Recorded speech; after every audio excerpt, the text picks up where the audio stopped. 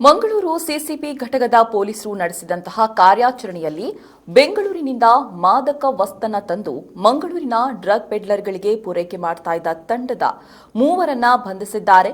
ಮಂಗಳೂರು ಮಲ್ಲೂರಿನ ಅಹಮದ್ ಶಾಬೀತ್, ಬಂಟ್ವಾಳ ಪರ್ಲಿಯಾದ ಮಹಮ್ಮದ್ ಶಂಶೀರ್ ಮತ್ತು ಸರಪಾಡಿಯ ನೌಶೀನಾ ಬಂಧಿತ ಆರೋಪಿಗಳು ಅಂತ ನಗರ ಪೊಲೀಸ್ ಆಯುಕ್ತರು ತಿಳಿಸಿದ್ದಾರೆ. ಸಿಸಿಬಿ ಘಟಕದ ಪೊಲೀಸರು ಡಿಸೆಂಬರ್ 13ರಂದು ಕಾರಿನಲ್ಲಿ ಬರ್ತಾ ಇದ್ದ ಅಹಮದ್ ಶಾಬೀತ್ ಮತ್ತು ಆತನ ತಂಡವನ್ನ ಅರ್ಕುಳ ಬಳಿ ವಶಕ್ಕೆ ಪಡೆದು ದಸ್ತಗಿರಿ ಮಾಡಿ ಅವರ ಬಳಿ ಇದ್ದಂತಹ ಮಾದಕ ವಸ್ತು ಮತ್ತು ಸೊತ್ತುಗಳನ್ನು ವಶಪಡಿಸಿಕೊಂಡಿದ್ದಾರೆ.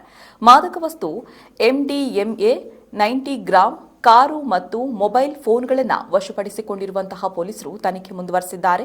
ಅಹಮದ್ ಶಾಬೀತ್ ಎಂಬವನು ಮಂಗಳೂರಿನ ಡ್ರಗ್ ಪೆಡ್ಲರ್ಗಳಿಗೆ ಬೆಂಗಳೂರಿನಿಂದ ಮಾದಕ ವಸ್ತು ಎಂಡಿಎಂಅನ್ನ ತಂದು ನಿರಂತರವಾಗಿ ಪೂರೈಕೆ ಮಾಡ್ತಾ ಇದ್ದು, ಅಲ್ಲದೆ ಈ ತಂಡದಲ್ಲಿ ಯಾರಿಗೂ ಅನುಮಾನ ಬಾರದಂತೆ ಮಹಿಳೆಯಾದ ನೌಶೀನಾ ಎಂಬಾಕೆಯ ನೆರವಿನಲ್ಲಿ ಎಂಡಿಎಂಎಯನ್ನ ಸಾಗಾಟ ಮಾಡ್ತಾ ಇರುವ ಮಾಹಿತಿಯನ್ನ ಕಲೆ ಹಾಕಿದಂತಹ ಮಂಗಳೂರು ನಗರದ ಸಿಸಿಬಿ ಘಟಕದ ಅಧಿಕಾರಿ ಮತ್ತು ಸಿಬ್ಬಂದಿ ತಂಡವನ್ನ ದಸ್ತಗಿರಿ ಮಾಡಿದ್ದಾರೆ. ಆರೋಪಿಗಳನ್ನ ನ್ಯಾಯಾಲಯಕ್ಕೆ ಹಾಜರುಪಡಿಸಲಾಗಿದ್ದು ನ್ಯಾಯಾಂಗ ಬಂಧನ ವಿಧಿಸಲಾಗಿದೆ. ಈ ಸಂಬಂಧ ಕಂಕನಾಡಿ ನಗರ ಠಾಣೆಯಲ್ಲಿ ಪ್ರಕರಣ ದಾಖಲಾಗಿದ್ದು ತನಿಖೆ ಮುಂದುವರೆದಿದೆ ಅಂತ ನಗರ ಪೊಲೀಸ್ ಆಯುಕ್ತರಾದ ಸುಧೀರ್ ಕುಮಾರ್ ರೆಡ್ಡಿ ಸಿಎಚ್ ತಿಳಿಸಿದ್ದಾರೆ.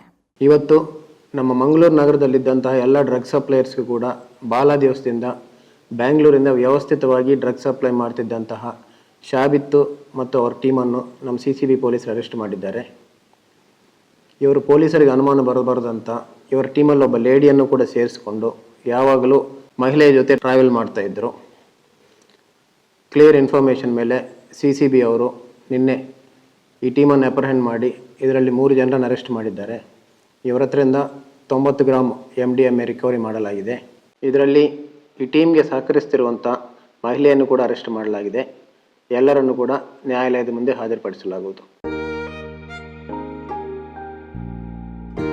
ಹಾಯ್ ಅಮ್ಮ. ಹಾಯ್. ಇವತ್ತು ನನ್ನ ಫ್ರೆಂಡ್ ಒಬ್ಳು ಅವ್ರ ಅಮ್ಮಂಗೆ ಸರ್ಪ್ರೈಸ್ ಗಿಫ್ಟ್ ಕೊಟ್ಲು ಗೊತ್ತಾ? ಬರ್ಡೇನಾ? Special day. ಏನ್ ಗಿಫ್ಟ್ ಕೊಟ್ಲು? ನನ್ನಮ್ಮ ಬೆಸ್ಟ್ ಆರ್ಕಿಟೆಕ್ಟ್ ಅವಾರ್ಡ್ ತಗೋತಿರೋ ದಿನ ನನ್ನ ಕಡೆಯಿಂದ ಪ್ರೀತಿಯ ಗಿಫ್ಟ್.